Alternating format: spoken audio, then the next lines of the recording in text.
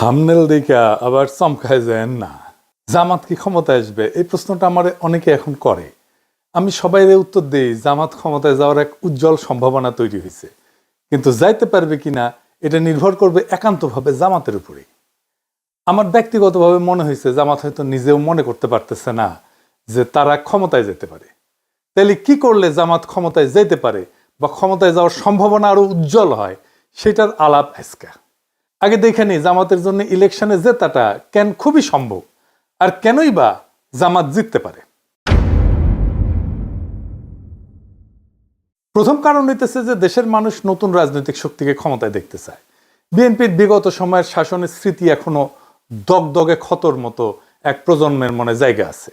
আইন শৃঙ্খলার অবনতি, 64 জেলায় বোমা হামলা, বাংলা ভাইয়ের উত্থান, পরপর 5 বার দুর্নীতিতে চ্যাম্পিয়ন, আর 2001 সালে নির্বাচনের পরে তো হিন্দু সম্প্রদায়ের উপরে যে বিভৎস নির্যাতন চালাইছিল বিএনপি, ওইটার কথা আর নাই বলি। আজকে অনেক কিছুই বলি না, জাস্ট মায়া কইরা, কিন্তু মায়া করার সময় শেষ, বলতে হবে এখন সবই। এইসব তো একটা প্রজন্মের মনে জল জ্বলে। এছাড়াও বিএনপির রাষ্ট্র চালানোর অদক্ষতা ছিল প্রকাশ্য। ক্ষমতার একাধিক কেন্দ্র তৈরি হয়েছিল, তাইওয়ানে অফিস খুলতে দিছে বাণিজ্য মন্ত্রী, আর কেউ জানে না। বিএনপির আমলে এমপিদের দৌড়ানি দিল পাবলিকে। দুনিয়াতে পানি আর বিদ্যুৎ নিয়ে আন্দোলন হয়েছিল, একটা বিশাল বড় আন্দোলন। ওইটি আন্দোলন ঠেকাইতে গেছে সালাউদ্দিন এমপি, বিএনপির ওই এলাকায়। পাবলিকের দিছে দৌড়ানি, সে দৌড়ে যান বাঁচেছে। ওর নাম হয়েছিল দৌড় সালাউদ্দিন। এই সালাউদ্দিনের হিস্ট্রি জানেন? হ্যাঁ, জানেন না? ওই বিএনপির জামাই কোটার যে বুদ্ধিজীবী নিজের এলিট মনে করে, আর লিখেছে আমি নাকি বাঙ্গু এলিটদের ভ্যালিডেশন চাই। তো বিএনপির এলিট সালাউদ্দিন, দৌড় সালাউদ্দিন, এই এলিটও তো তার এমপি, তাই না? তো যেহেতু তার একটা আমলনামা দেখে আসেন, দৌড় সালাউদ্দিনের আমলনামা। এই দৌড় সালাউদ্দিন এইচএসসি পাশ করে একটা জীবন বীমা কোম্পানির চাকরি করত। বীমা কোম্পানি একটা মাঠকর্মী ছিল, মানে ওই যে যে মানুষের দুয়ারে দুয়ারে যে তার ইন্স্যুরেন্স করাইতো, তারপর একটা কমিশন পাইতো। মুজিবও কিন্তু একই জিনিস ছিল আর কি। তো পরে চাকরি করা অবস্থায় একটা ট্রাক কিনে একটা রাশন ট্রাক না খোলে, ওই যে ক্ষুদ্র ভাতরা আবার রাশন ট্রাক দেখতে পাচ্ছে, রাশন ট্রাক না, এই এগুলা ঝরঝরা ট্রাক আর কি। এই ট্রাক দিয়ে ওর শ্যালক লুৎফর রহমানের একটা ইট ভাটা ছিল, ওই ইট ভাটায় মালামাল দিত আর কি। আর লুৎফর রহমান কে ছিল জানেন? শ্যামপুর ইউনিয়নের চেয়ারম্যান ছিল, আওয়ামী লীগের সভাপতি ছিল। তারপরে তো সে ড্যামরা, সায়দাবাদ, যাত্রাবাড়ি বাস টার্মিনাল এটার মাথা হয়ে দাঁড়ায়। একটা ট্রাকের মালিক আস্তে আস্তে আরো ট্রাক করতে করতে অঢেল সম্পত্তির মালিক হয়। আর ট্রাক ব্যবসার আড়ালে চলতে থাকে বাস টার্মিনালে চাঁদাবাজি। এর মধ্যে তার সাথে শ্রমিক দলের সখ্যতা গড়ে ওঠে। ধীরে ধীরে মূলধারার রাজনীতির সাথে তাকে সম্পৃক্ত করতে থাকে, আর 1991 বিএনপির টিকিট পেয়ে যায়। এই হইতেছে দৌড় সালাউদ্দিনের উত্থান কাহিনী, আমাদের জামাইকোটার বুদ্ধিজীবীর এলিট। জুরাইনের মাজার রোডের একটা সিএনজি ফিলিং স্টেশন আছে তার, ওই মাজার শরীফের জমি দখল কইরা ওই ফিলিং স্টেশন করেছে দৌড় সালাউদ্দিন। একটা পত্রিকাও কিনেছিল দেশ জনতা নামে। তো শ্যালক যেহেতু আওয়ামী লীগে, তার তেমন কোনো অসুবিধা হয়নি, একবার বোধহয় জেলে নিয়ে গেছিল। তো বিএনপির জামাইকোটার বুদ্ধিজীবীর কাছে তো এইচএসসি পাস চান্দাবাজ দৌড় সালাউদ্দিন হইতেছে এলিট, আর এইসব এলিটদের ইন্টেলেকচুয়াল ল্যাটেল হইতেছে এই জামাইকোটার বুদ্ধিজীবী। লজ্জা লাগে না? হ্যাঁ, যাই হোক, বিএনপির মেলা স্বীকৃতি আছে, আস্তে আস্তে আসবে আর কি। এই বিএনপি কি কম লুটপাট করেছে তার শাসন আমলে? তো এখন এই যে ইকোনমির অবস্থা দেখিচ্ছেন, দেশের এটা বিন্দু মাত্র লুটপাট সহ্য করার ক্ষমতা নাই। দেশটা ধ্বংস হয়ে যাবে, রাষ্ট্র নাই হয়ে যাবে লুটপাট হইলে। প্রফেসর ইউনূস লুটপাট বন্ধ করেছে, লুটপাট হয় না, রিজার্ভ কিন্তু বাড়িচ্ছে, কিন্তু ইকোনমি রিকভার করে নাই। এর উপরে যদি লুটপাট শুরু হয়, তাহলে দেশ নিজেই জয় বাংলা হয়ে যাবে। এটা পাবলিক বুঝে, সেই জন্যে তারা চায় দেশে যেন দুর্নীতি আর না হয়। এই যে র্যাব কারা বানাইছিল জানেন? বিএনপি বানাইছিল কেন জানেন? নিজের দলের গুন্ডাদের নিয়ন্ত্রণ করতে পারতেছিল না, র্যাব কইরা মারিছিল এই গুন্ডাদের। নারায়ণগঞ্জে ডেভিড বইলে এক বিএনপির নেতা ছিল, মমিনুল্লাহ ডেভিড। শামীম ওসমান তার কাছে দুগ্ধপোষ্য শিশু, নস্যি ছিল, তারে মারে র্যাব ক্রসফায়ারে। ভালো ক্রিকেট খেলতো কিন্তু ওই ডেভিড, কিন্তু হয়ে আউট ছিল শীর্ষ সন্ত্রাসী। সেনাবাহিনীর যে সিভিল ইস্যু সামলাতে নামানো যায় না, এই কমন সেন্স বিএনপির নেতাদের ছিল না, একজনেরও ছিল না। সেনাবাহিনীর মধ্যে মানবাধিকার লঙ্ঘন করে ফিরে যাওয়া সেনা কর্মকর্তার সৈনিকেরা যে মারাত্মক সমস্যা সৃষ্টি করেছে, এটার ক্ষত কতদিনে যে যায় আল্লাহ জানে। এটা সৃষ্টি করছে বিএনপি। এদের রাষ্ট্র চিন্তা কত দুর্বল, এরা রাজনীতি বোঝে না, রাষ্ট্র তো দূরের কথা। আর এইখানে জামাত তার প্রাসঙ্গিকতা তুলে ধরতে পারবে ভোটারদের কাছে। জামাত ক্ষমতায় আসলে তার নেতা মন্ত্রীরা দুর্নীতি করবে না, করেনি, আগে ছিল মন্ত্রী, এটা ধরে নেওয়া যায়। কিন্তু এর মানে কি দেশ চালাইতে পারবে? জামাতের লোকেরা শুনে অবাক হইতে পারেন যে আমার কাছে নানা দিক থেকে নানা ধরনের লোক জানতে চাইতেছে জামাত ক্ষমতায় আসলে কি করবে। অনেকে চায়নায় গেছি উঠেও জানতে চাইছে, কারণ তারা জানে যে আমি জামাতের ক্ষমতায় আসার সম্ভাবনার কথা প্রকাশ্যেই জোরের সাথে বলছি। যারা এই প্রশ্নগুলো করছে তার মধ্যে আছে ডিপ্লোম্যাট, ইন্টেলেকচুয়াল, বিদেশিরা তো আছেই, শীর্ষ ব্যবসায়ী আছে, নারী আছে, এমনকি আমার মাও জিজ্ঞেস করেছে। কি প্রশ্ন শুনলে অবাক হইবেন, বলতেছে জামাত ক্ষমতায় আসলে কি মদ খাওয়া বন্ধ করে দিবে, আমার ওদের মদ খেতে দিবে। এই প্রসঙ্গে ফরদ মজার ভাইয়ের একটা কৌতুক মনে আসলো আর কি, সত্য কৌতুক আর কি। উনি এক বিখ্যাত সম্পাদকের কথা কইতেন, বলতেন উনি নাকি ইসলামপন্থীরা ক্ষমতায় আসলে মদ খেতে পারবেন না, এই জন্য সেকুলারিজম প্রমোট করে। যাই হোক, আমি কই যে উনারা নির্বাচনী ম্যানিফেস্টো দিক, তারপরে দেখেন কয় না না দিতে হবে না। মৌলানা মতিউর রহমান নিজামী মদ নিয়ে জাতীয় সংসদে একটা মতামত দিছিল, আমার আবার ইনবক্সে পেঠে দিছে এই ভিডিওটা, শুনেন। এটা খুব মূল্যবান আলোচনা করেছেন উনি, শুনেন। মদ আল্লাহ তাআলা হারাম করেছেন, এটা কিয়ামত পর্যন্ত হারাম থাকবে। সারা দুনিয়ার সকল মানুষও যদি জায়েজ বলে, হালাল বলে, তবুও এটা হারাম থাকবে। আল্লাহ, রসুল এবং আখিরাতের প্রতি, কোরআনের প্রতি যারা ঈমান পোষণ করে তাদের কাছে মদের দাম কমানো বাড়ানো অথবা শুল্কের হ্রাস বৃদ্ধি তাদের কাছে কোনো ব্যাপারই নয়। মাংনাও যদি দেওয়া হয়, মদের ফ্যাক্টরির মধ্যে যদি বদ্ধ দরজা জানালার মধ্যে তাদের রাখা হয়, তবুও তারা আল্লাহর ভয়ে মদ স্পর্শ করবেন না। মানে স্পিকার, আমি তাদের উদ্দেশ্যে বলতে চাই, তারা যদি সত্যি এটা নিয়ে রাজনীতি না করতে চান, আন্তরিকভাবে মদ বন্ধ হোক এটা চান, তাহলে মদ বন্ধ তো ইসলামী অনুশাসন পুরোপুরি চালু ছাড়া হতে পারে না। ইসলামী রাষ্ট্র ব্যবস্থা, সমাজ ব্যবস্থা, শিক্ষা ব্যবস্থা চালু হওয়া ছাড়া হতে পারে না। অনুশাসন কায়েমের আন্দোলনকে বলেন মৌলবাদ, বলেন সাম্প্রদায়িকতা, বলেন ধর্মান্ধতা। যতদিন তারা ইসলামী রাষ্ট্র ব্যবস্থা, সমাজ ব্যবস্থার আন্দোলনকে মৌলবাদ, সাম্প্রদায়িকতা, ধর্মান্ধতা বলা বন্ধ না করছেন, ততদিন মদের ব্যাপারে তাদের কোনো প্রশ্ন তোলার অধিকার নাই। মানে স্পিকার, এই ব্যাপারে আর একটা পিকচার আমি আপনার সামনে আনতে চাই। 1400 বছর আগে জনাবে মুহাম্মদুর রাসূলুল্লাহ সাল্লাল্লাহু আলাইহি ওয়াসাল্লাম যখন ইসলামের দাওয়াত দিচ্ছিলেন, সেই যুগটাকে বলা হয় আইয়ামে জাহিলিয়া। তখনকার দিনে মানুষের মদের আসক্তি আরো অনেক বেশি ছিল। আরবি ভাষায় দেখেছি মদের নাম 200-এরও বেশি। তাদের কাব্য সাহিত্যে মদের বন্দনায় ভরপুর। সেখানে বাড়িতে বাড়িতে মদের মটকি ছিল। আমেরিকার মতো এরকম প্রচার মিডিয়া ছিল না মোটিভেশনের জন্য, কিন্তু ইমানি শক্তি, আল্লাহ, রসুল, আখিরাতের প্রতি বিশ্বাস এমন একটা শক্তি, এই শক্তির বলে সেদিন পর্যায়ক্রমে মানুষকে তৈরি করে নিয়ে যে মদ নিষিদ্ধ করা হয়েছিল। আজকেও মুসলিম বিশ্বের সংখ্যাগরিষ্ঠ মানুষ আইনের কারণে নয়, আল্লাহর ভয়ে মদ থেকে দূরে থাকে। তো আমি এটা শুনে কই যে আমিও তো মদ খেতে নিষেধ করি, মানে ডাক্তারেরা আর কি। তো ওনারা কয় না না, ডাক্তাররা নিষেধ করলে সেটা অন্য কথা, কিন্তু মদ খেতে দিতে হবে। আমি কই না, খেতে দিলে সমস্যা কি? ওনারা বলেন যারা মদ খায় তারা তো এলিট, তারা ইকোনমি মেনটেন করে। তা আমি কইলাম না না না, এই যে বিএনপির জামাই কোটা বুদ্ধিজীবী, সে তো এলিট, সে তো মদ খায় না। তো এই প্রসঙ্গে একটা ইন্টারেস্টিং কৌতুকের কথা মনে আসলো, বিএনপি প্রসঙ্গে আর কি, মদ খাওয়া প্রসঙ্গে। জাদু মিয়া ছিলেন না, মশিউর রহমান জাদু মিয়া, ন্যাপ করতেন। তো বিএনপি তো ন্যাপ, মুসলিম লীগ আর সুটকা চাটকা আওয়ামী লীগ মিলে তো বিএনপি তৈরি। তো উনি মশিউর রহমান জাদু মিয়া পরে বিএনপি প্রতিষ্ঠাতাদের একজন ছিলেন আর কি। কথিত আছে যে মশিউর রহমান জাদু মিয়ার এই অগ্নিজল পান করার অভ্যাস ছিল আর কি।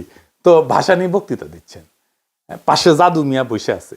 তো কইতেছেন ভাসানী অগ্নিঝরা কণ্ঠে কইতেছে, চালের দাম বাড়িছে, ডালের দাম বাড়িছে, তেলের দাম বাড়িছে, মদের দাম বাড়ছে কিনা কইতে পারবো না, জাদু মিয়া কইতে পারবে। তো এই মদ খাইতে পারবো কিনা এটা একটা বিরাট জিজ্ঞাসা। যারা মদ খায় না তারা আরো বেশি জিজ্ঞায়। নারীরা বলে যে তারা তাদের পছন্দ মতো পোশাক পরতে পারবে কিনা। একজন তো কইলো যে বিকিনি পরতে পারবে কিনা। আমি কইলাম বাংলাদেশের মেয়েরা কি সি বিচে বিকিনি পরে? হ্যাঁ, তো কয়ে না পরে না, কিন্তু পড়তে পারবে কিনা। মানে আগে থেকে কয়ে নিচ্ছে, কয়ে দিতে হবে পড়তে পারবে কিনা। যদিও বাংলাদেশের বেশিরভাগ তরুণ শিক্ষিত মেয়েরা হিজাব পরে, আমরা সেটাই দেখতে পাই। তারপরেও এই আতঙ্ক ছড়ানো হয়েছে বা হইতেছে। 1922 সালে কতটুকু পা খোলা রাখতে পারবে মেয়েরা সেটা নিয়ে পুলিশ ধরতে আমেরিকাত সি বিচে যায়। আর আমাদের এখনই দেওয়াই লাগবে বিকিনি পরার জন্য, পারমিশন দেওয়াই লাগবে। হ্যাঁ, আমার তো আপত্তি নাই, হ্যাঁ, আমি তো দিবেরই চাই। আমাকে দেন রাষ্ট্রপতি পদে দাঁড়াই, আমাকে মার্কা মনে আছে তো, বুলডোজার, সিল মারো রে সিল মারো, বুলডোজারের সিল মারো, মাইরা দেন, আমি বিকিনি পরার ডিক্রি জারি করে দেবো প্রথম দিনই। যাই হোক, দুর্নীতি বন্ধ করবে জামাত, সাথে সাথে এক মহা সমস্যা শুরু হবে। কি সেই সমস্যা? মহারাজ, বিশাল সমস্যা।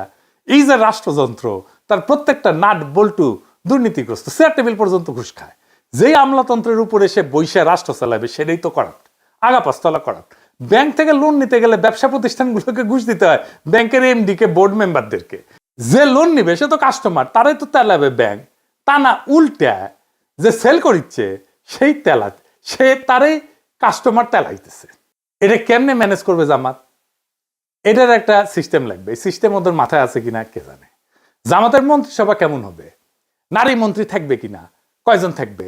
জামাতের সুরাতেও তো নারী সদস্য নয়। জামাতের কিন্তু একটা আলাদা নারী সংগঠন আছে যার নাম হচ্ছে বাংলাদেশ মহিলা জামাত ইসলাম। তো এটা 1970-এর দিকে এটা গঠিত হয়েছে। তো মহিলা জামাত দলীয়ভাবে আলাদা সংগঠন, কিন্তু কেন্দ্রীয়ভাবে জামাতের নেতৃত্বাধীন। তার মানে তাদের নিজস্ব আমিরা বা সভাপতি থাকেন, কিন্তু দলীয় নীতিগত সিদ্ধান্তের চূড়ান্ত কর্তৃত্ব পুরুষ নেতৃত্বের হাতে। তার মানে সিদ্ধান্ত গ্রহণের নারীদের সরাসরি অংশগ্রহণ নাই জামাতের। এটার একটা ফয়সালা দিতে হবে জামাতকে। কেমনে? এটা পরে আমি কিঞ্চিত একটা হিন্টস দেব। এরপরের ইস্যুটা জামাতের ঐতিহাসিক রাজনৈতিক ভুল নিয়ে। আমি আগেও বলছি, এখনো বলি, জামাতের রাজনৈতিক ভুলগুলা কেন হয়েছে তার কোনো গ্রহণযোগ্য ব্যাখ্যা দাঁড় করাতে পারে না জামাত। সেই পাকিস্তান সৃষ্টির আন্দোলনে জিন্নার বিরোধিতা, জমিদারি উচ্ছেদের বিরোধিতা করা, 1971-এ স্বাধীন বাংলাদেশের অভ্যুদয়ের বিরোধিতা করা, এটা কোনো গ্রহণযোগ্য ব্যাখ্যা দাঁড় করাতে পারে নাই জামাত।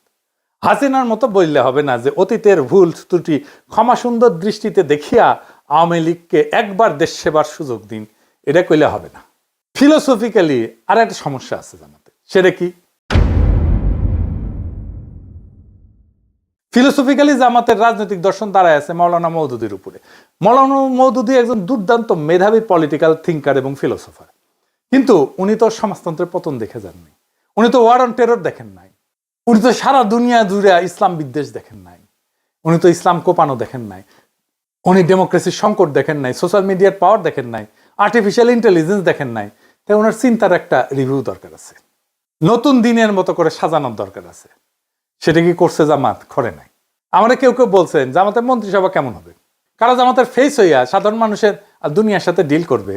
ডাক্তার শফিক সাহেব কি ডিল করবে? মানে হাসিনা নেতা হইতে পারবে কিন্তু ডাক্তার শফিক হইতে পারবে না, যেহেতু ওনার মুখে দাঁড়িয়ে আছে আর মাথার টুপি আছে। পাবলিকে ভোট দিলেও পারবে না, ডেমোক্রেটিক্যালি একটা ইলেকশনে জিতে আসলেও পারবে না। মজা আর কি। আর একটা ইস্যু হইতেছে যে কেউ কেউ মনে করতেছে জামাত আসলে একটা অ্যান্টি হিন্দু রাজনীতি করবে। এই ইস্যুটারে জামাত বুদ্ধিমত্তার সাথে মোকাবেলা করতে পারে না, এখনো পারতেছে না। সে হিন্দু সম্প্রদায়ের সাথে এনগেজ কিভাবে হইতে হবে সেটা ধরতে পারে না।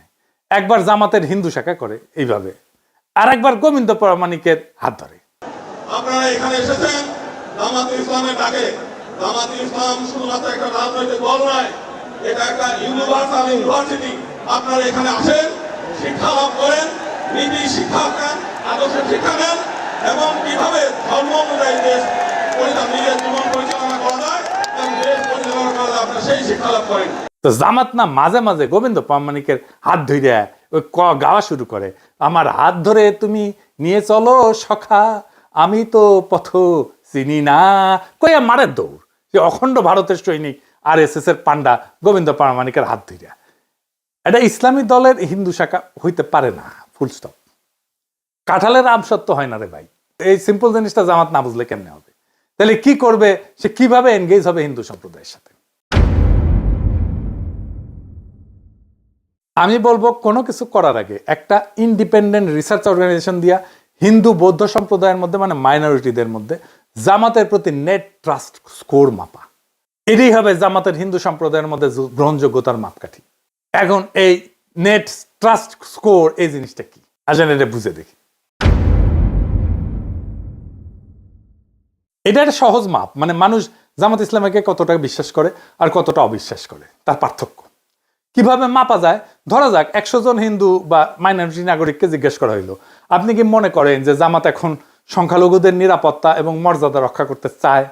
তাদের উত্তরে যদি 50 জন বলে হ্যাঁ বিশ্বাস করি, 30 জন বলে না অবিশ্বাস করি, 20 জন যদি নিরপেক্ষ থাকে, তাইলে হিসাবটা হচ্ছে নেট ট্রাস্ট স্কোর হবে 50 - 30 = 20।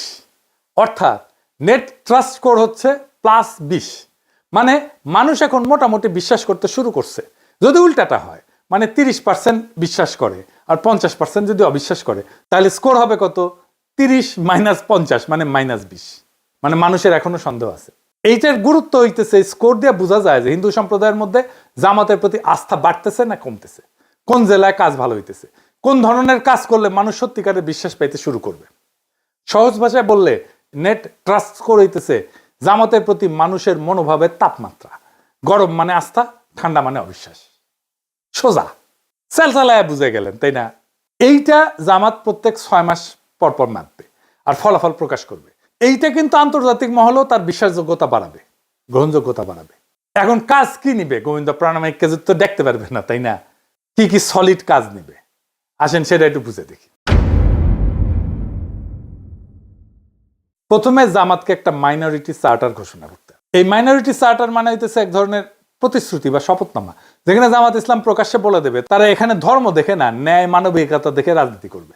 এই চার্টারে বলা থাকবে দেশের হিন্দু বৌদ্ধ খ্রিস্টান সহ সব নাগরিকদের নিরাপত্তা, সম্মান আর সমান সুযোগ নিশ্চিত করা জামাত নৈতিক দায়িত্ব বলে মনে করে। প্রথমে বলা হবে যে সবাই নিজের ধর্ম পালন করতে পারবে কোনো ভয় বা বাধা ছাড়াই। কেউ কাউকে ধর্মান্তরিত করার চেষ্টা করবে না। মন্দির, গির্জা বা অন্য উপাসনালয়ে নিরাপত্তা নিশ্চিত করতে জামাত নিজের লোকজন দিয়ে প্রয়োজনে সহায়তা করবে। কোথাও সহিংসতা বা দখলবাজি হলে দলের পক্ষ থেকে প্রকাশ্যে নিন্দা জানানো হবে এবং অপরাধী জামাতেরই হোক বা অন্য কেউ হোক তার বিরুদ্ধে ব্যবস্থা নেওয়া হবে। চার্টারে এটাও বলা থাকবে যে চাকরি, শিক্ষা, সরকারি সুযোগ এটাতে কারো ধর্ম কোনো বাধা হবে না।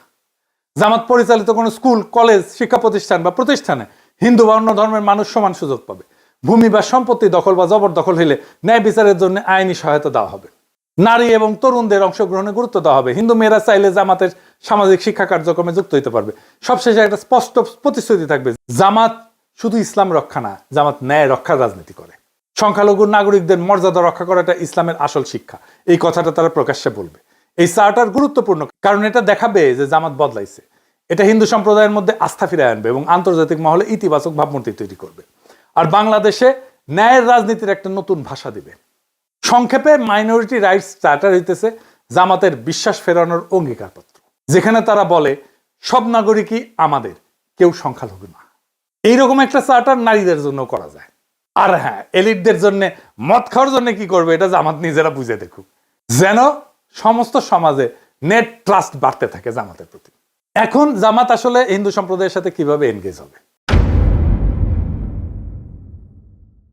যদি জামাত ইসলাম সত্যি হিন্দু কমিউনিটির সাথে অর্থভাবে এবং রাজনৈতিকভাবে ফলপ্রসূ এনগেজমেন্ট করতে চায়, তবে পুরানো সহাবস্থান বা ধর্মীয় সহনশীলতার কথা বললে কাজ হবে না।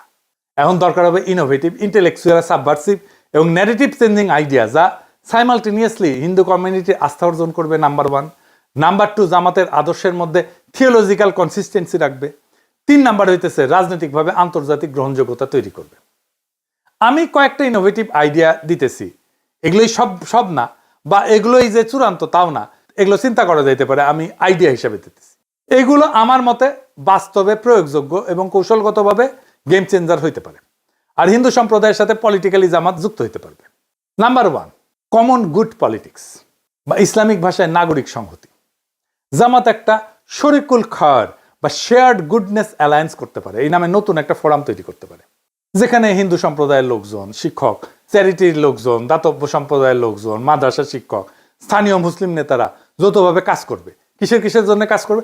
সামাজিক ইস্যুতে কাজ করবে। যেমন ধরেন নিরাপদ পানি, স্যানিটেশন, শিক্ষা, পরিবেশ, দারিদ্র দূরীকরণ, স্বাস্থ্য, এই সমস্ত বিষয় নিয়ে কাজ করবে। তার ফলে নৈতিক কাজকে কেন্দ্র করে একটা রাজনৈতিক একতা তৈরি হবে। একটা ইন্টারেস্টিং কাজ করা যায়। যেমন ধরেন ফেইথস অফ বেঙ্গল এই নামে ফেস্টিভ্যাল করতে পারে, উৎসব, ধর্মীয় ঐতিহ্যের একটা পুনর্দখলের ধারণা।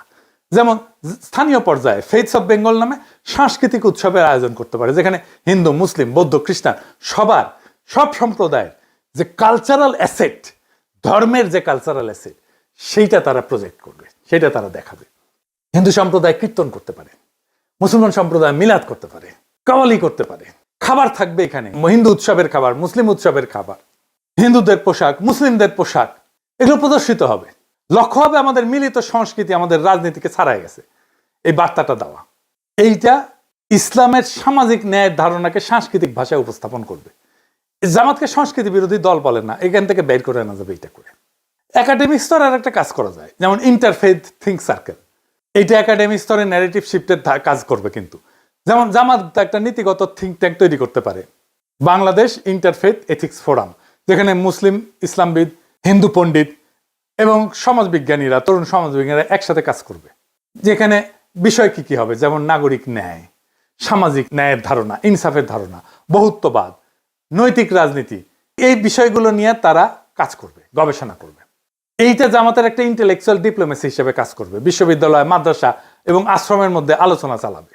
এর ফলে জামাতের বিরুদ্ধে থাকা ধর্মান্ধতা, অসহিষ্ণুতার এই যে বুদ্ধিবৃত্তিক চিত্র, এটা একেবারে ভেঙে যাবে।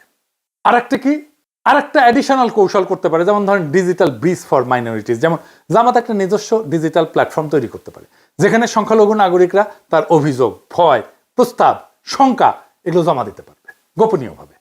প্রত্যেক 6 মাসে জামাতের নেতৃত্ব এটা প্রকাশ করবে মাইনরিটি রাইটস প্রোগ্রেস রিপোর্ট, এখান থেকে তথ্য নিয়ে। এইটা হবে বাংলাদেশের প্রথম ইসলামপন্থী দলীয় অ্যাকাউন্টেবিলিটি মেকানিজম টুয়ার্ডস মাইনরিটি। ক্ষমতা শুধু ভোটে আসে না, ক্ষমতা আসে বিশ্বাস থেকে, আস্থা থেকে, মানুষের হৃদয়ে জায়গা করে নেওয়া থেকে।